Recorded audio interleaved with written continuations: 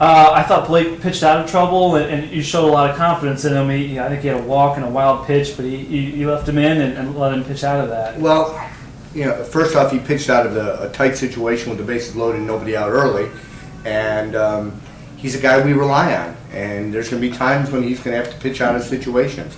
But I also have a belief that when a guy gets to the seventh inning and he's got the lead, I can't let him run the risk of losing the game. Right. So the moment the tying run gets on, then they're out of the ball game.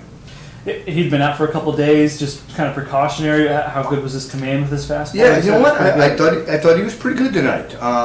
We had put him on the 7-day DL. We wanted to give him a chance of low inflammation in the shoulder. We wanted to give him a few extra days and win jewelry for July. And so with that, going to win later. And so it was safer and smarter for us to back him up a little bit.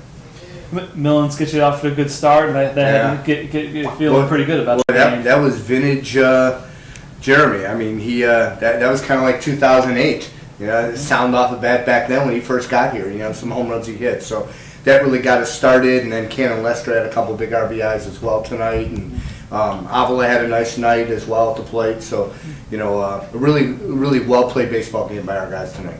Yeah, I mean, I gotta give Schweiss a lot of credit too on their side. He never let you have that big inning, even though you had a lot of runners. No, I mean he's obviously done very well for them this year, and I can see why Brooks has a lot of confidence in him. He's pretty good. Did you feel a little better after you scored the fourth run and got a 2-run lead? Yeah, that's real important. Because then leadoff guy gets on, they can't bunt him over to in order to get the tying run in. Then a broken bat all of a sudden ties it. You've got to get a couple in order to get it, and we got lucky. I had Jason at first, and he's got some athleticism, and he got up and got that one. How good is Perez for you? Comes into that situation? I'll tell you what, he's been good most of the year. I mean, I really can only think of one outing that he struggled a little bit, but he's really done a great job since he's got here. And then you traded Tyler Hall today, I guess. Tyler needed to go home and handle some things back there.